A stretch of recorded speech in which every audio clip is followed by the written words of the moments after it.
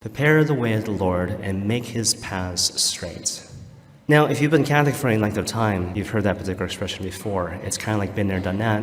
It's almost kind of cliche, but I want to suggest to you in the early going that it's very precise and it's very practical in terms of its wording. Prepare the way of the Lord and make his paths straight. So to kind of explain the thing by way of an analogy, it's kind of a modern analogy, but I think you'll find it helpful all the same. Imagine there is a helicopter carrying really important supplies. And the goal of the helicopter is to drop off these supplies to a particular destination which so desperately needs these same supplies. So right away when you have this image of the helicopter, what's your goal? Your goal is not to build a helicopter. Your goal is not to pilot the helicopter. Your goal is not even to summon the helicopter. The helicopter is already coming. In a certain sense, the helicopter is already here. The very etymology of the word Advent, which means both coming and presence. The already, but the not yet. So therefore, what am I called to do?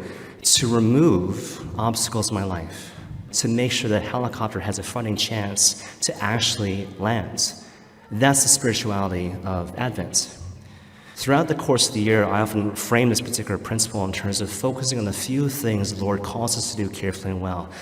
But as I was writing this homily, I was thinking to myself, gosh, is there a more kind of provocative way to frame the same points in the context of the Advent season?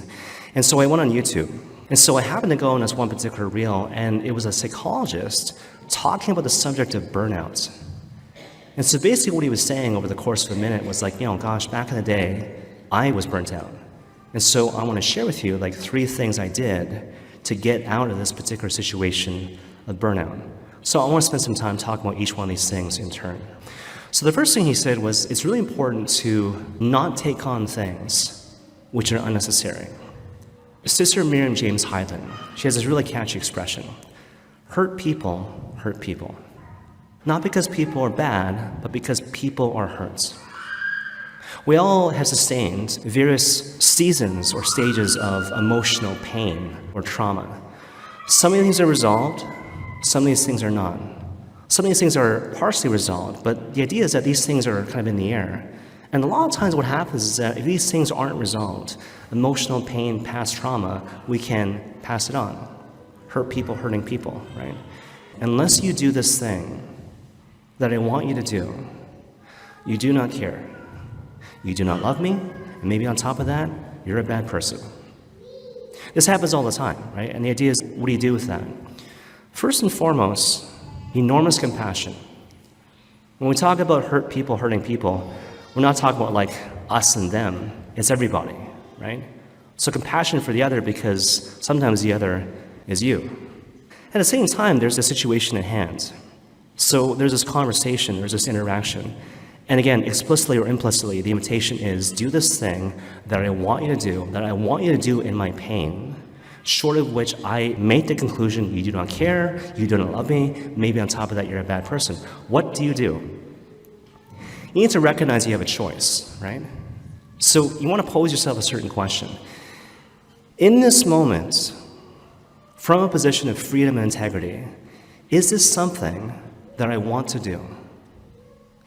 Is this something I feel called to do in freedom and integrity? If yes, by all means do that. Make that choice and feel good about your choice. If not, maybe not. Now, let's say, for example, you choose not to do that. This doesn't correspond with the thing I want to do, the thing I feel called to do. I don't think by doing so I'll be acting from a standpoint of freedom and integrity. A lot of times in that particular situation, people are weighed down by enormous guilt. I feel like I'm being selfish. I feel like I'm being self-indulgent. In response to that, I want to propose to you something which my own spiritual director said to me a long time ago. What's good for you is good for them. What's good for you is good for them. It is always a good move to live and make choices from a place of integrity and freedom. When you do that, you're actually blessing the other person. They might not recognize it in the moment, but it's actually true. The best thing you can do to bless other people and bless the world is to become the person that the Father is calling you to be. Second thing, it's really important to remove anything which is unnecessary. So when you're in a position of burnout, or on the verge of burnout, it's really important to remove anything which is not important, things which are not essential. Maybe you think about family obligations, work-life balance, that particular cliche. But I want to give you something else. There will always be problems. There will always be stress. St. Augustine talks about this, right? The constant press of troubles, right? So it's the nature of the pilgrim journey. Problems, stress, issues to be resolved. So that always is the case. Very naturally, as a consequence, we develop from a very young age various coping strategies. Some of them are good, and some of them not so much. And the ones which are not so good, a lot of them are kind of easy to flag. I eat too much. I shop too much. I play a lot of video games, whatever the case may be, right? So like, okay, that's a negative coping strategy. You flag that, you try to work on that ideally. But something which happens a lot, which people don't necessarily flag, is a certain kind of reliance and attachment to psychological noise. So what happens is like, gosh, I'm stressed, I feel insecure. What do I cling to? Not God, not money, not things, but psychological noise. I give myself this reassurance that I'm okay because I feel stressed. As long as my mind is going and I'm working on something, I feel good. I feel safe. And that happens all the time. So you rationalize your sense of security based on a stance of being perpetually worried and stressed. I don't know a ton about physiology, but I found this kind of interesting. The central nervous system naturally brings a person to a stance of equilibrium or balance or like peace and repose. You just need to give it a fighting chance.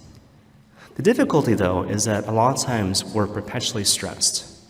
So, like, what do? It sounds counterintuitive, but what you're supposed to do is allow yourself to be stressed. So the idea is like, here's this moment of stress. Maybe it's a season of difficulty. Be brave and be courageous and face this thing. I name it, I claim it, I process it with other people, I process it with the Lord, and now it's over. And you look back and you say, well, that was awful. But then you give your body time to breathe. Time and space for the central nervous system to do its thing, to lead you to a place of balance, restoration, and recovery. And it will do that. But again, what happens a lot of times, we put ourselves in a stance of being perpetually stressed. And so the body never has a chance to actually recover.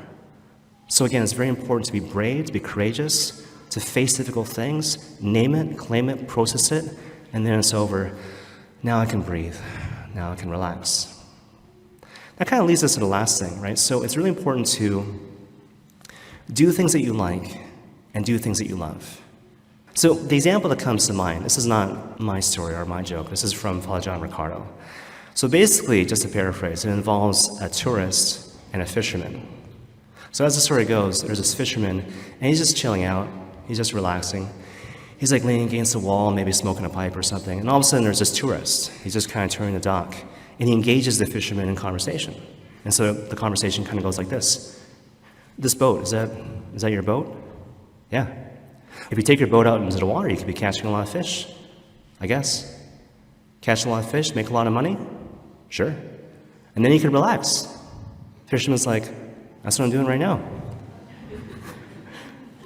It's kind of a silly story, but hopefully you see the point, right? I always frame it in the back of my mind in terms of the clean desk syndrome, right? One day in the future, I'll have a clean desk. No problems, no difficulties, and then I can find time to do things I like, things that I love. Yeah, right. You figure that out, let me know. Right? We all have like our messy desks, but you got to realize that it's really important. It's really important to do things you like, to do things you love. When you engage in that particular stance of just relaxing and doing things you like, doing things you love, being a human being as opposed to a human doing, you give great glory to God the Father. In a certain sense, you give more glory to Him doing that as opposed to being perpetually worried and stressed. A lot of times we're so frantic and just so busy living our lives, we don't kind of stop and ask ourselves, oh gosh, like what am I doing? Is this the life I want to live? Is this the life that God is calling me to live? We're called to ask ourselves this question, right? So how can I prepare the way of the Lord and make straight His paths? What can I adjust? What can I change? What can I add? What can I take away to become my true and authentic self and thereby give glory to God the Father?